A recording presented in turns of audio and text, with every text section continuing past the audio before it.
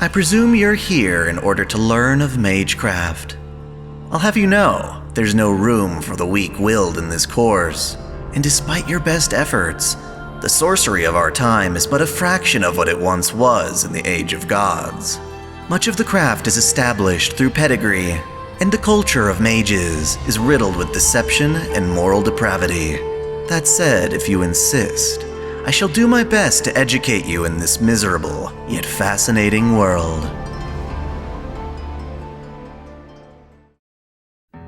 In our previous lesson, I covered various ways in which mages are able to heal their wounds and overcome death. Opting for something more concrete, I'd like to focus today's lesson on ways we can categorize mystery. While this seems counterintuitive, it is helpful that mages have ways of quantifying supernatural phenomena.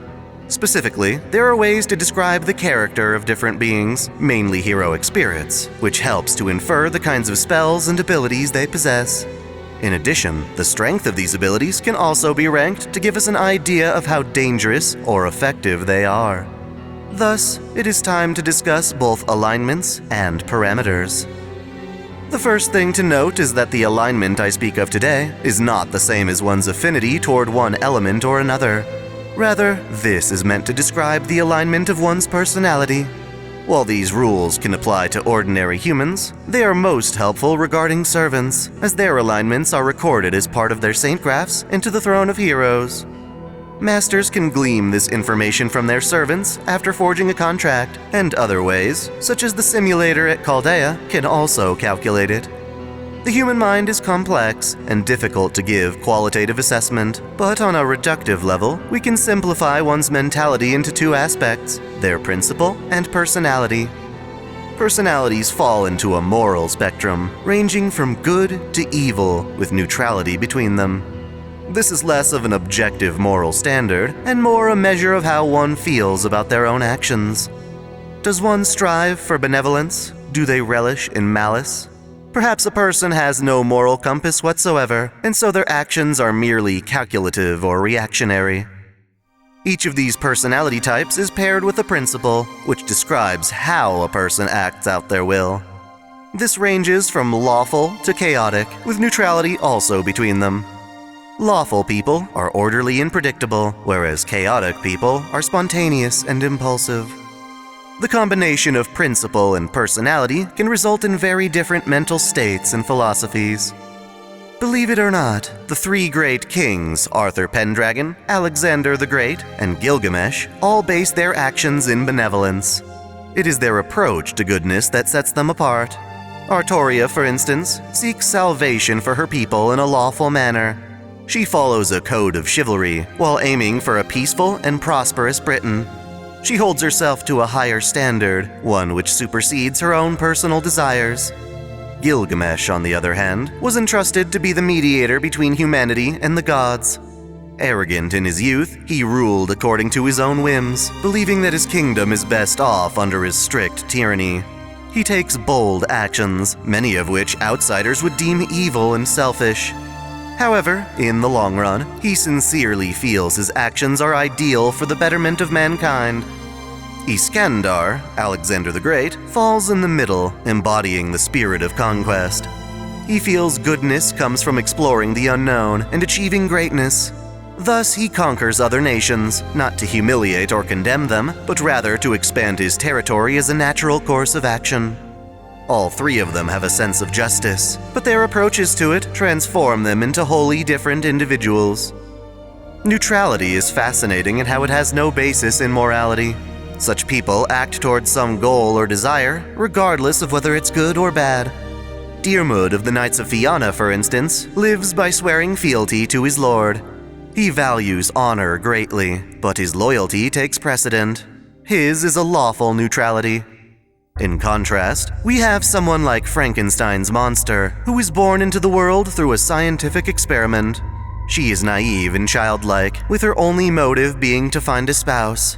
In pursuit of this, she both loves and kills on a whim, still trying to understand the world around her. Mordred is also chaotic neutral, as her only goal is to seek Arthur's validation, regardless of whether that makes her a friend or a foe.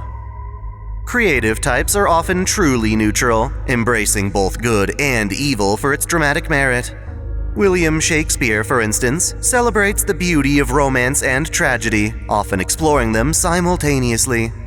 The very base personality of Shiki Dyogi, the one connected to the root with an origin of void, is without question one of the strongest entities in our universe, and yet she has absolutely no desires of her own. Her only motive in using her power is to grant the wish of someone else. It should go without saying that evil people commit atrocities, enacting cruelty without remorse. Someone like Charles Henri Sanson, for instance, is lawful evil because he executed royalty during the French Revolution as an occupation. He knew the horrors of his actions, but proceeded according to protocol. Artoria's alter form is also able to commit evil, if that's what it takes to keep Britain safe. Medea of Colchis, on the other hand, committed evils against her will. If not for a curse forcing her to love Jason of the Argonauts, her life would have taken an entirely different turn. Thus, she is neutral, and how she is evil without wanting to be. On the far end of the spectrum, someone like Gilles de Rais is chaotic evil, in that he tortured and murdered countless children as part of his delusional attempt to invoke God's wrath upon him. Similarly, Elizabeth Bathory murdered various young women, believing that their blood would keep her skin young and beautiful. The line between chaotic good and chaotic evil can be difficult to navigate. Bathory, for instance, didn't technically consider her actions evil, but she nonetheless continued out of her own selfishness. One could easily argue that Gilgamesh's actions were just as evil, if not more so, but in his case, he was aiming toward a proper utopia in his own right. In a rare and interesting case, the servant Nursery Rhyme happens to change her alignment depending on her master. Either way, knowing a spirit's alignment can be useful. Chaotic servants, for example, are more likely to be summoned as berserkers. At the very least, they are inherently compatible with that class. Lawful servants, on the other hand, may find themselves aligning with the knight classes Saber, Lancer, or Archer.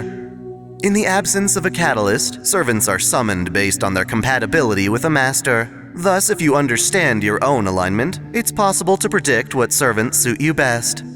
That said, these are not set rules. They are merely guidelines that help us make sense of heroic spirits. In addition to alignment, various aspects of Magecraft can be ranked according to a set of parameter rules based on relative power. It is a versatile rating system used to evaluate the strength of attacks, spells, and other attributes. For the most part, it follows what you might see from a traditional school rubric, where material is scored from A to E, with A being the highest ranked. An exception exists with the rank of EX, which represents a score that goes beyond numerical value. There are other exceptions as well, such as BB from the Moon Cell, utilizing stars in lieu of an EX rank. Sometimes a skill or noble phantasm is unconventional, making it impossible to measure.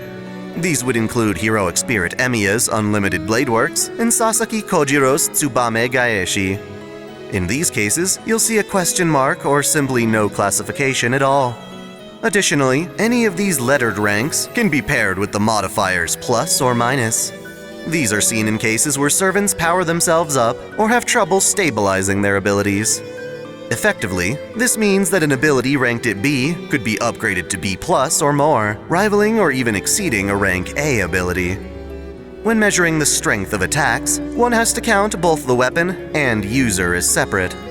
A weapon may have its own inner strength, but since it's up to its wielder to bring out that strength, a specific attack's ranking may vary.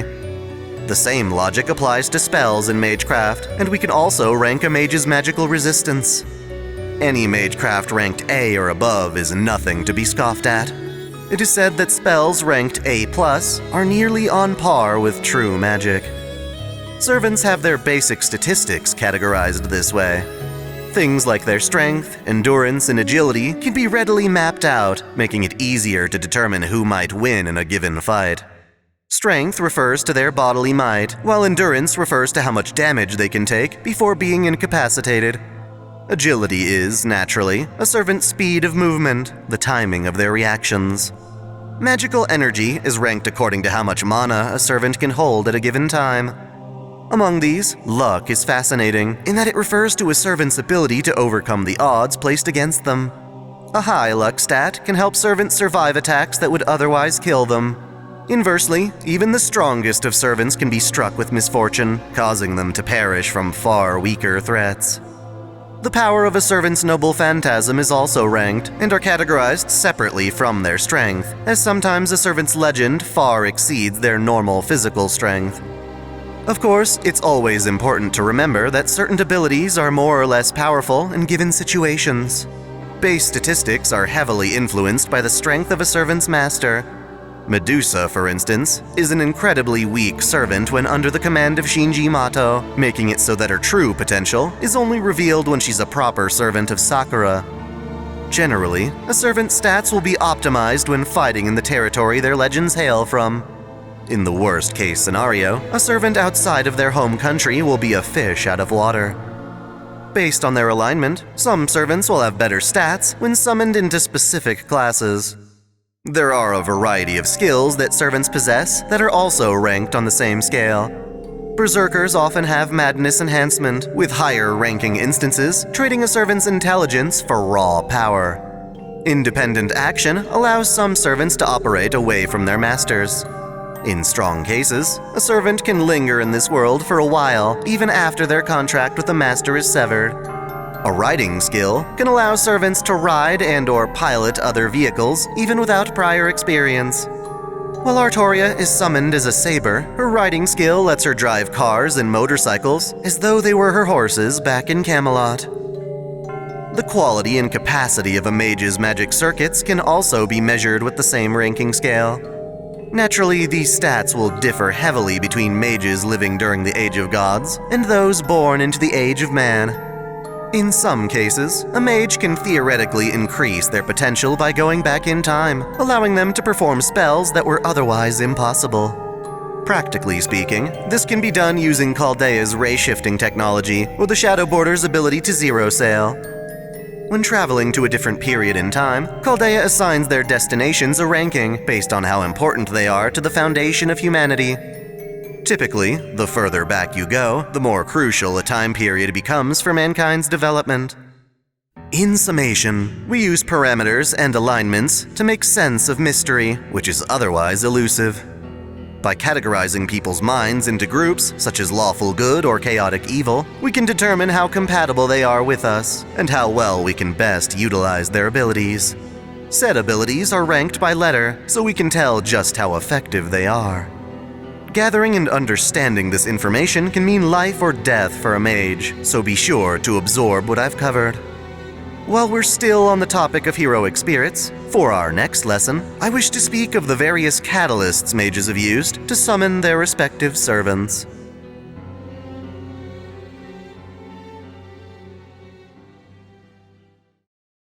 Thanks for watching! If you enjoy this channel, help us grow by liking, commenting, sharing the video, subscribing to Otaku Daikun, and most of all, smashing that notification bell so you don't miss out on all of our anime discussion, lore, or Let's Play content. You can support us directly through Patreon, Subscribestar, or our YouTube membership, all of which come with benefits like exclusive vids and early access. As always, celebrate your fandom! I want to give a special shout out to all my $10 and up supporters. Video Gamer 75, Elise Trash Friskinko, Dante Pendragon, Stephen Elak, Samuel Gersten, The Nonchalant Ostrich, Otaku Mom, Jens Bauman, Mystic Samurai 1983, Lord Omagoden, Freebrick, Olympian Doll, RNGer Shuffles 1498, Alexis Yukio Gomez Yamato, Link Pendrago, King Kobo, Observer Bellis, Flash Daniel, James Hewitt, Uncanny EXP, Andre Foster, Jared Kraus, Zero Effort, Game King 352, Caitlin P, Vladimirovna, Succubus Sakura, Jonathan Padua, The Taz 96, Maxwell's Demon, President Irina Vladimirovna Putina, Kengo X77, SF Giants Fan Mike, and Akakaze Yume. Thank you all so much.